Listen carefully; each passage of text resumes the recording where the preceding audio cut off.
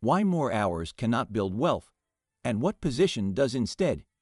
You are not behind because you are lazy. You are not behind because you made bad decisions. You are behind because you are running on a machine that was designed to keep you exactly where you are.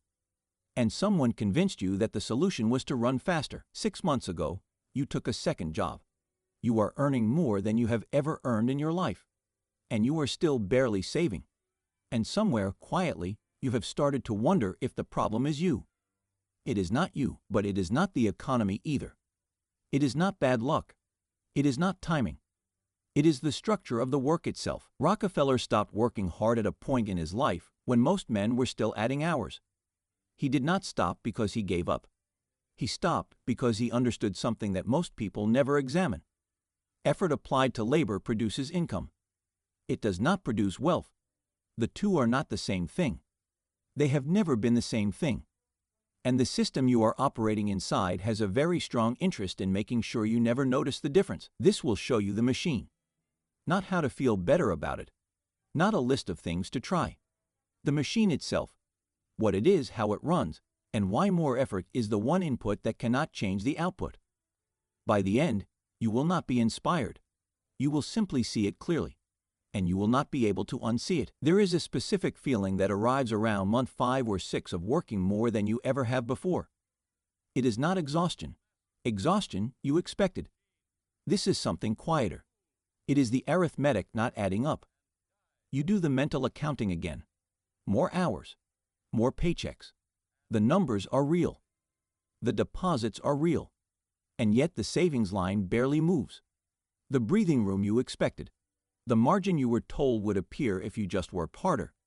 It is not there. Or it appeared briefly and then something absorbed it. A repair. An increase in rent. A month that cost more than it should have. And so you go back to the only variable you can control. Effort. You add more of it. This is not a personal failing.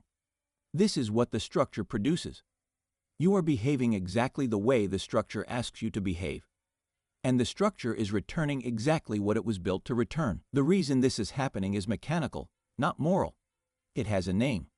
And once you understand the name, you will understand why the additional hours could never have worked, not because you applied them wrong, but because the structure they exist inside has a ceiling built into it. A ceiling you cannot see from the inside. You are not falling behind because you are weak. You are falling behind because you are on a treadmill. And no one told you the belt moves with you. Picture the machine. Not as a metaphor yet, as a physical object. A treadmill. Steel frame. Rubber belt. A control panel you cannot reach from where you are standing. You stepped onto it at some point.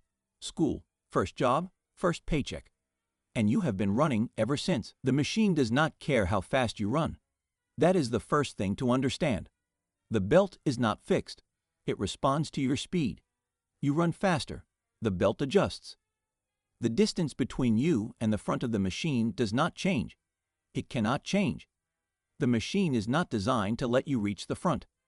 It is designed to keep you positioned exactly where the belt can continue to extract your motion. This is the labor trap. Not a motivational phrase. A mechanical description of how labor income is structured to function. Here is the mechanism. When you sell your labor, your time, your presence, your output measured in hours. You are operating inside a system with a specific exchange rate. Time converts to money at a fixed ratio. 40 hours becomes a paycheck. 50 hours becomes a larger paycheck. The ratio is negotiable at the margins. You can get a raise, take a second job, add overtime. But the structure of the exchange does not change. Time in, money out.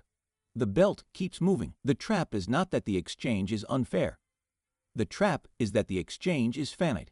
You have a fixed quantity of time. Every human being on this planet begins with the same constraint. 24 hours per day, 7 days per week, a fixed number of working years before the body or the will declines. You cannot manufacture more of it. You cannot compound it. You can spend it, and it is gone. Rockefeller understood this at a point in history when most men were still celebrating how many hours they worked. He is recorded as saying that he would rather have 1% of 100 men's efforts than 100% of his own. This was not modesty. It was structural observation. He had identified the ceiling. and he had identified what exists above it. But we will reach the ceiling in a moment. For now, stay on the machine. Because the labor trap has a second mechanism that is subtler and more damaging than the first. When you add hours, a second job, overtime, a side arrangement, your income increases. This is real.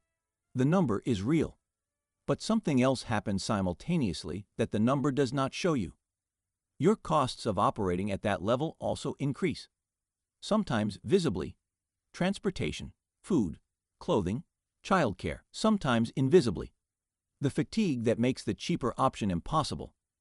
The decision that costs more because you had no time to research the alternative.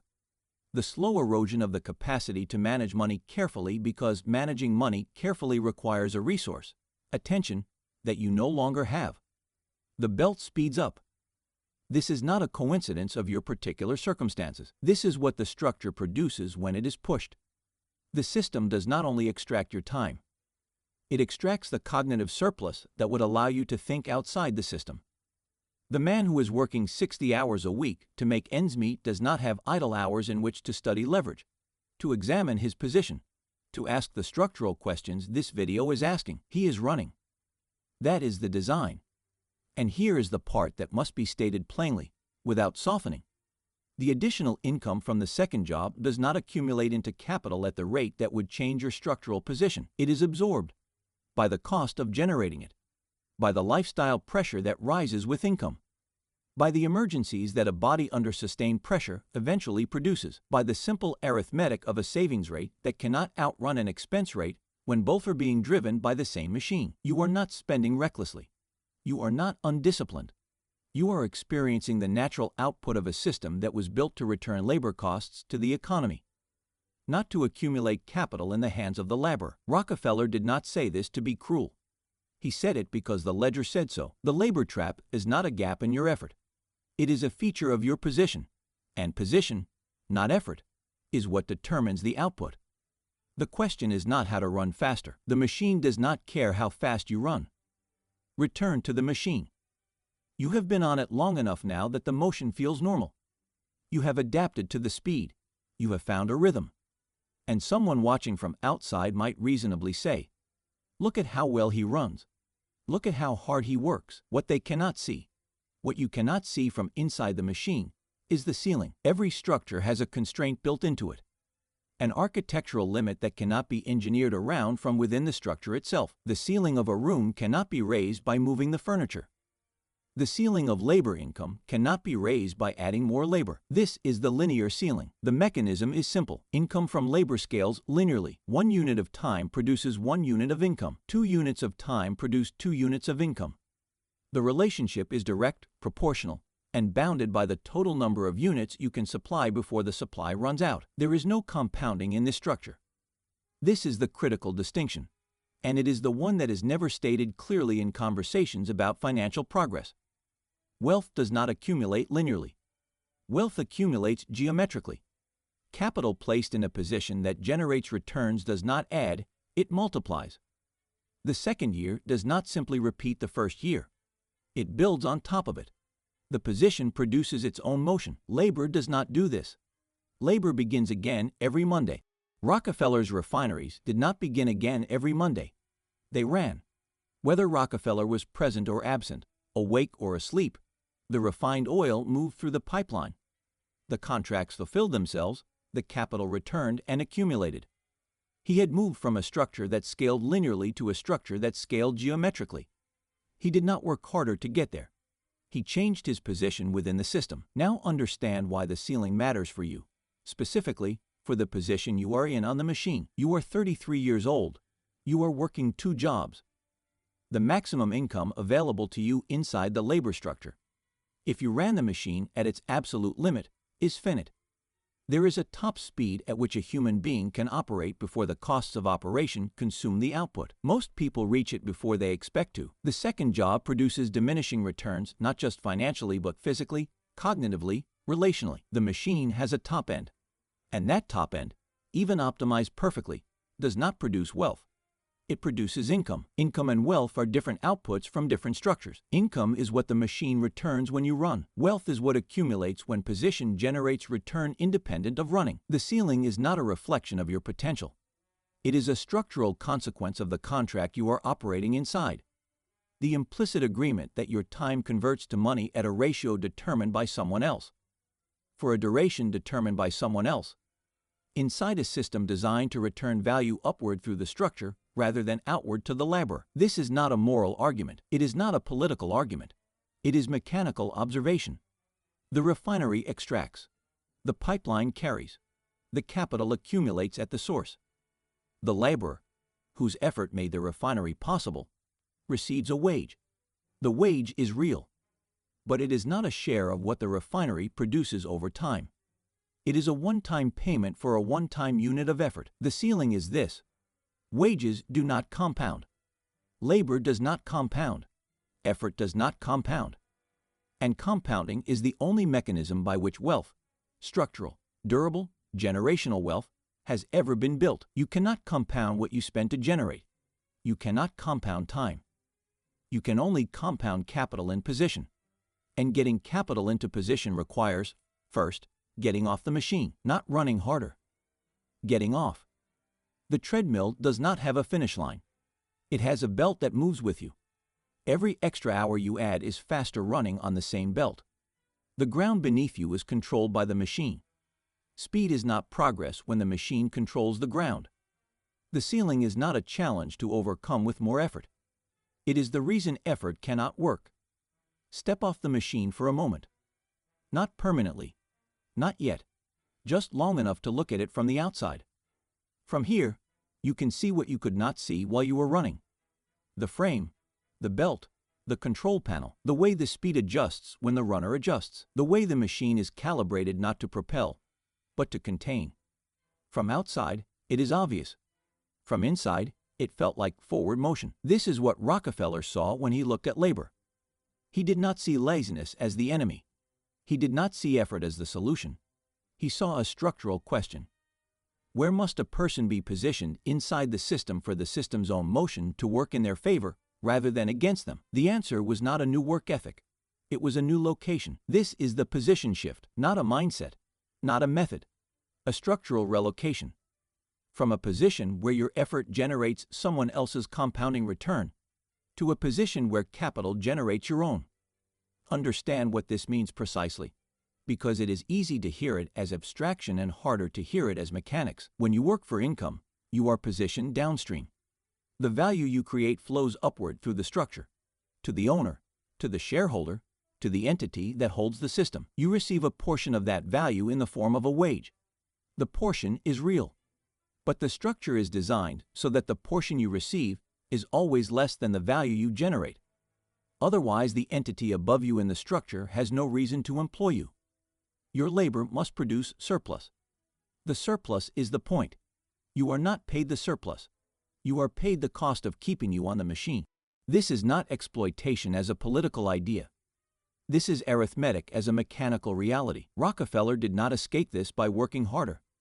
He escaped it by becoming the entity that holds the structure, by moving from a position where he generated surplus for someone else to a position where the structure generated surplus for him. The position shift is this movement. And here is the critical mechanics of how it works. Because the mechanism is precisely where most explanations stop. They name the destination. They do not show the transit. The mechanism has 3 stages, not steps in a program. Stages in a structural progression. They are sequential because each one creates the condition that makes the next one possible. You cannot begin at stage 3. The sequence is load-bearing. Stage 1. Capital preservation before capital deployment. The first stage of the position shift is not investment. It is not entrepreneurship. It is not the acquisition of assets. It is the creation of capital that is not immediately consumed by the cost of living. This sounds obvious. It is structurally rare. The labor trap, as shown in Chapter 1, is designed to consume the capital it produces. The costs of operating on the machine rise with the speed of operation. The savings rate for the person working maximum labor hours is suppressed not by failure of discipline, but by the architecture of their position. The machine returns enough to keep running, not enough to accumulate a position above itself. The first stage of the position shift requires creating a gap, however small, between what the machine returns and what the machine consumes, not by earning dramatically more, not by spending dramatically less, by understanding that the gap is a precondition for everything that follows and treating it as structural rather than optional. Rockefeller, from his first paycheck as a bookkeeper at age 16, kept a personal ledger. Every cent in, every cent out. He did not do this because he was obsessive. He did so because he understood, before he had the language for it, that capital that is not tracked cannot be preserved, and capital that is not preserved cannot be deployed. The ledger was not a budget, it was a position statement. Stage 1 is the position statement, not an aspiration. A current, accurate accounting of where capital is entering, where it is leaving, and what gap, if any, exists between the two. Without this, Stage 2 is noise. Stage 2, capital in motion, not capital at rest. Most people who manage to preserve a small amount of capital make the same structural error with it. They hold it. Held capital does not compound. Held capital preserves its face value while the purchasing power erodes slowly, reliably, and invisibly, a form of structural extraction that requires no active mechanism to operate. Time alone does the work. The second stage of the position shift is moving capital from rest into position. Position means a structure that generates return independent of your labor, not independent of all risk, not independent of all management, but independent of your time being the input that drives the output. This is where the treadmill metaphor finds its sharpest edge. On the machine, your motion is the input. Remove your motion, stop running, and the output stops immediately. You do not get paid for yesterday's running. You get paid for today's. Capital in position operates differently. It generates return not from your current motion, but from the position itself. A business that produces profit does not require your active presence. It requires the correct structural conditions to exist and be maintained. An ownership stake in an asset that appreciates does not require your effort. It requires the underlying value of the asset to rise, driven by forces larger than your individual labor. The distinction is not between working and not working. Many people in position work intensely. Rockefeller worked intensely. The distinction is between work that is the engine and work that is the maintenance of an engine that runs independently. Stage 2 is the first time the machine works for you rather than against you. Not dramatically, not immediately at a scale that replaces labor income, but directionally. You are now positioned so that some portion of your capital is generating return without requiring your running. This is the first moment you are no longer entirely on the treadmill. Stage 3. Position compounds, effort stabilizes. The third stage is where the geometry begins. When capital in position generates return, and that return is added back to the position rather than consumed, the arithmetic changes. The first year's return becomes part of the base. The second year's return is calculated on a larger base. The third year on a larger base still. The curve is not dramatic at the beginning. This is where most people abandon the process, because the early stages of compounding look nearly identical to the early stages of linear accumulation. The difference is invisible until it is not. Rockefeller's genius was not that he saw the end state of compounding. It was that he understood it structurally and trusted the arithmetic before it was visible. He did not need to see the curve to know it was there. He had done the calculation. The ledger told him. Stage 3 is not a destination you arrive at. It is a condition that develops when stages 1 and 2 are maintained long enough for the geometry to become visible. And when it becomes visible, something structural changes in the relationship between effort and outcome. Labor income, the treadmill, does not stop being relevant, but it stops being the only engine.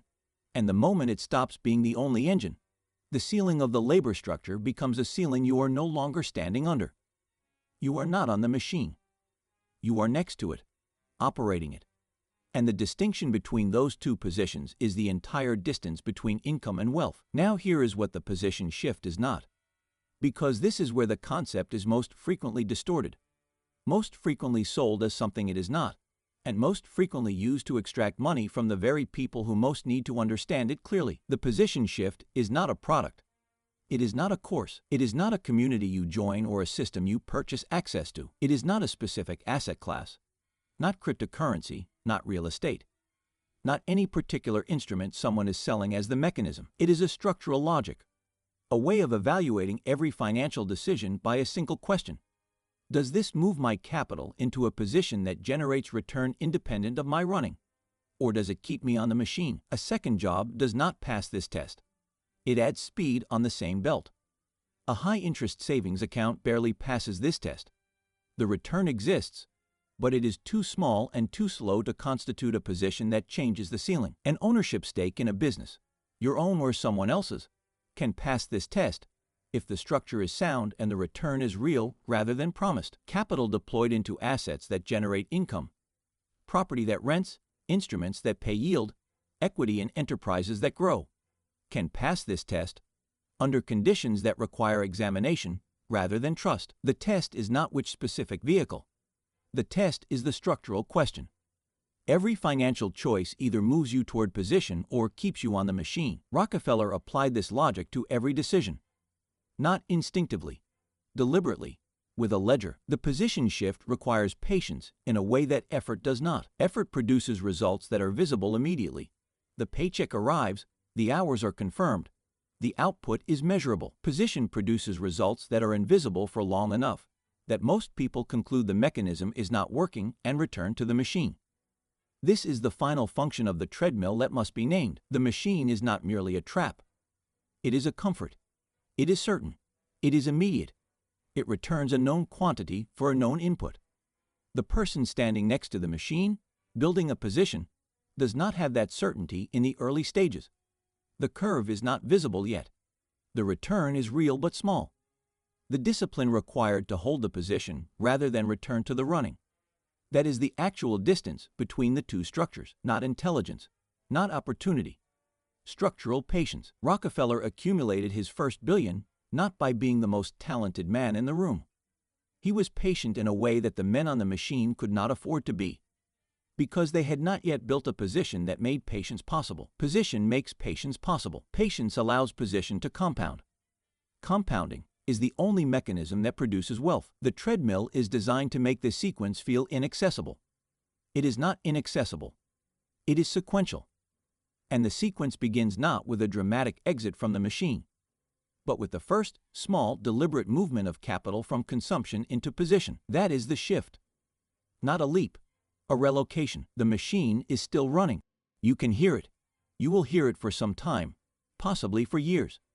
The sound of it is familiar. The rhythm of it is built into how you think about weeks and months, and what a good financial period looks like. But you are no longer inside the sound in the same way you were when this began. You have seen the frame. You have seen the belt. You have seen the control panel you could not reach from where you were standing. And you have seen, clearly, without comfort, without decoration, why the hours you added could not have changed the output.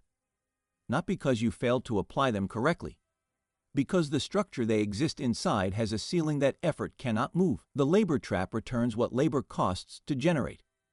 The linear ceiling ensures that the return cannot compound. The position shift is the only structural change that alters the arithmetic. These are not opinions. They are not a framework someone invented to sell you something. They are the mechanics of how capital has accumulated, for Rockefeller, and for every person who has moved from the position of laborer to the position of owner, throughout the history of commerce. The ledger does not argue with effort. It simply shows what effort produces when applied to labor alone.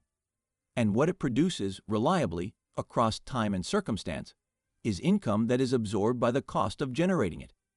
If nothing changes, the arithmetic continues, not as a threat, as arithmetic. The treadmill does not slow down when you are tired.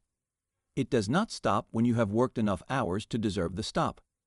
It runs at whatever speed you are willing to maintain, and it will accept every additional hour you offer, and it will return exactly what it was designed to return. You now know what it was designed to return.